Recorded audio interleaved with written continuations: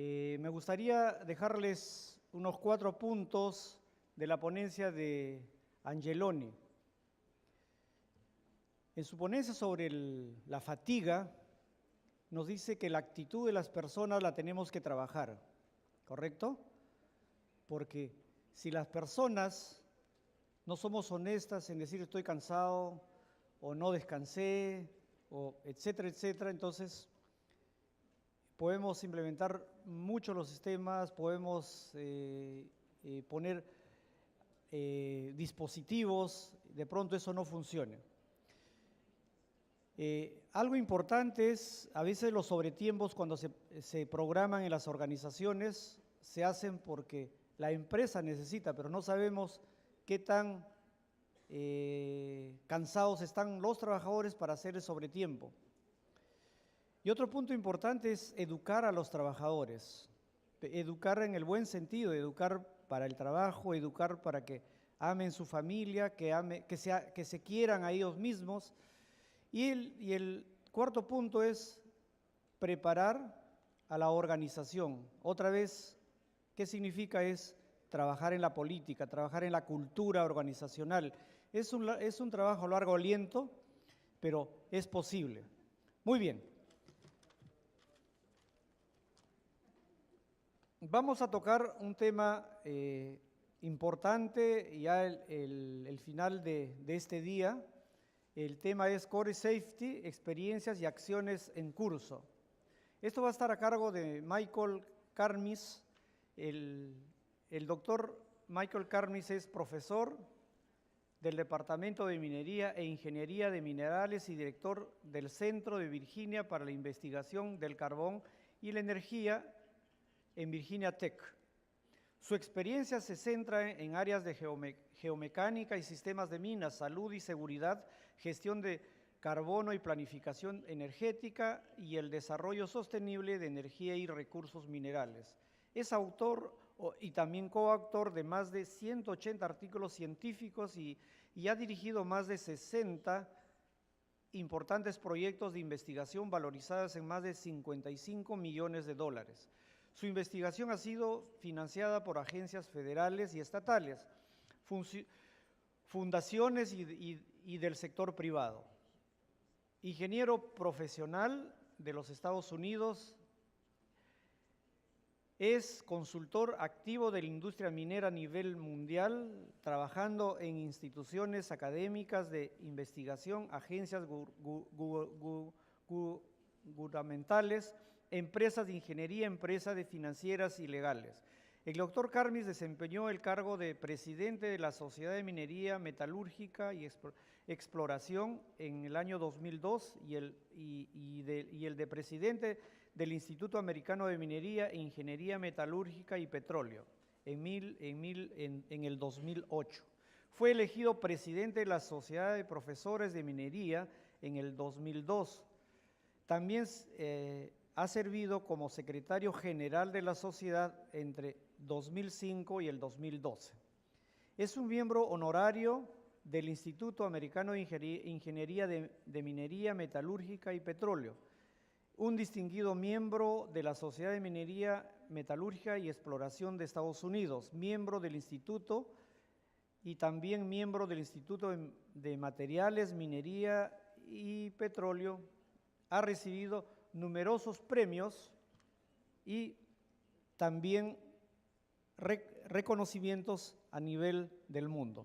Recibamos, por favor, al doctor Michael Karmis con un fuerte aplauso para que nos presente su tema.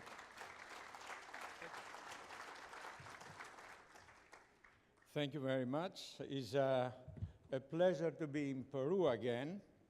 I have the pleasure of having close associations with a lot of the mining engineering departments in this country, the Pontificia Católica University del Peru, the University of San Marcos, and the University of Arequipa.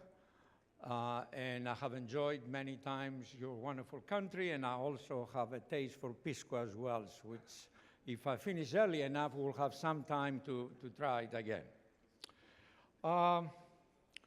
I changed a little bit the title of my presentation for a reason. I was asked to talk about core safety in the US, and I will do that. But I wanted to touch a couple of other topics. So I want to broaden a little bit what I'm going to talk to into the general issue of how the mining industry is transitioning from where it is to where it's going. So with that, first I want to mention that I have stolen quite a lot of material from others, so I'm telling you up front, but I can give you the references. And I want to thank one particular individual, Bruce Watchman, who is the Senior Vice President of the National Mining Association, who has worked with me and provided me with a lot of information on the core safety program. So, what I would like to cover is this. First, the current status of mining health and safety. In other words, I would like to ask the question, are we positioned to achieve zero, however you define zero? Second, I would like to add a different topic here. The mine of the future. You must have heard this. It's a big logo in the mining industry. So, what will the mining operations of the future would look like? That's the next question. Third, if we have a mine of the future, there should be risks, maybe different risks. And what are the emerging health and safety issues within the mine of the future? And finally, as we move to a different transition within the mining industry to what the future is bringing us, there is a question about who will work on those mines. So the question is, how do you integrate the millennials, the younger generation, in other words, and that will follow? How do you recruit them, retain them, and organize that new generation? And we need to talk about this as well. So I will start with the basics. The historical approach to health and safety was in developing engineering controls and regulatory controls. Great achievements were actually accomplished by advanced engineering and having reasonable regulation regarding health and safety. But yet we reached a plateau and something was missing. And that was an effective health and safety management system, which we believe is our way to get down to zero. So let's talk a little bit about engineering and regulations first. During the last 20 years, we have made significant accomplishments in engineering, in mining engineering, of mining operations, both surface and underground, both metal mining and coal mining. We have developed new ground control methods. We can analyze mines from block caving to slope stability. These are things that we have tools that we can analyze and study. We have developed from ventilation to ventilation on demand, so we can decide when and where and what to do. We have now systems to retrieve data, to look at systems engineering. We have visualization tools, and also on the health and safety interventions, we have much better emergency response procedures. We understand better the health issue. We understand the noise and ergonomics and personal protection equipment. All these have been accomplishments that we have done in the last 20 years that the engineering community should be very proud of. But engineering alone is not going to get us to zero. What is happening now is not a step change to create better engineering, but we are in the process of innovation. There is difference from advancing engineering to looking at innovation. In a recent paper, in one of the consultants to the mining industry, they said, tinkering and tweaking, it won't suffice. In other words, fixing something a little bit here and there is not what we need. Instead, companies must look beyond incremental performance improvements to determine how they can revise their systems to embrace the theme of innovation. So what we are engaged in and what we're in front of is actually not evolutionary changes, but revolutionary changes. And that is what is innovation.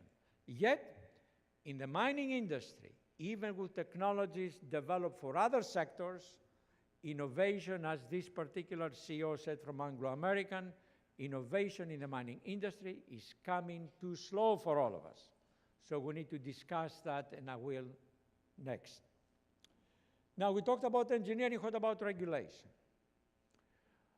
If you look at mining regulation, there are different cultures out there, and it is what I call the carrot or the stick approach. The carrot is basically a system or a culture that says we have more consultation, less enforcement, and less regulation.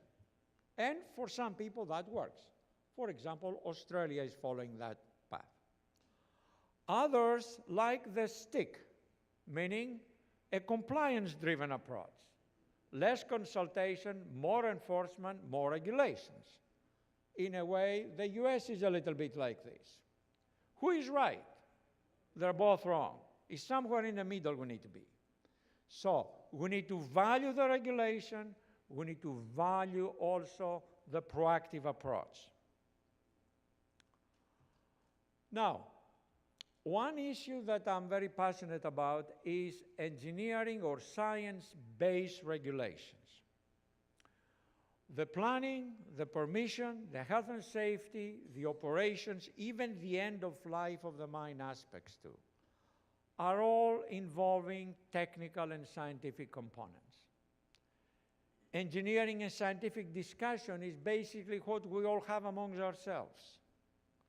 And actually, the community, if you want engagement with the community, they want to know what actually you're going to do. So you need to communicate with them in terms of engineering and science.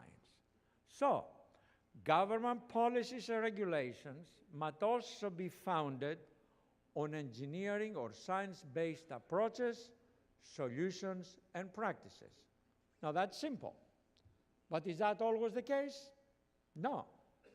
Occasionally, we have external forces impacting regulation, politics, dubious or unsupported facts, advocacies, cherry-picking data to provide some kind of new regulation, which is not a good policy, and other types of self-serving agendas. Could be from the company or could be from the government. So what we have learned so far is to try to resist and avoid any kind of regulation that it is not based on proper science or on proper engineering. So what was missing in all that? What was missing is something that some people call a total culture of safety. Something that will lead us to the zero incidents by looking at a continuous process that includes a significant component of assessment and continuous improvement. Now, during this meeting, you've heard, and I saw one of the presentations, we talk about critical control management. That's one system, I think, popular around here in international industry, which is promoted by the ICMM in London, and many of the big companies are part of it, and I know there was a presentation in the first day that talked about the system quite a bit. Now, another system is what we developed in the US called core safety. It was developed by the National Mining Association in 2011. And since you asked me, I'll give you some more information about that. But first, there was an interesting study that was done actually in 2006 in the US. And this particular individual is of interest because he happens to be the director of a very, very large union that includes miners, steel workers, and other people involved in industrial facilities involved in an iron and steel business. So what they did was they looked, as he says here in a congressional testimony that he did in Washington, they looked at many data, close to 1,000 facilities, not just in the mines, plants, metallurgical works everywhere. And they said, they asked the question, was this fatality the result of a violation of MSHA, if it was a mining company, right? Or NI, or OSHA. OSHA is who regulates plants and factories. And the answer is half of the cases, 50%, 500 fatalities in their study, prove that it has nothing to do with violating any particular standard. At the same time, a comparable study, which was based on the ICCMM system that we talked earlier, did a study of causal analysis of fatality, and they found something the same. It was not change or violations of regulations, it was other factors that came into this. So that brought about the need to develop something different, and that's how the management systems and processes, not programs, were developed. And the difference between a program and a system or a process is the fact that one is focused just on compliance. You have a program for meeting the regulation, but if 50% of the fatalities have nothing to do with the regulation, then you don't do anything. So the systems and the processes here on the health and safety management systems are focused on performance, not on compliance. Therefore, they are based on performance evaluation, input, and continuous improvement. So the core safety program was developed in 2011 by the board of the National Mining Association in the US, which is basically the association that includes all major mining companies in the US, coal, metal. Also, a number of equipment manufacturers are also involved. And what the board said is, we're going to have a program called Core Safety that will have a 0.55 goal. Can you see that last number there, 0.55? What does that mean? That we want 0 fatalities and 50% reduction in incidents over a period of 5 years.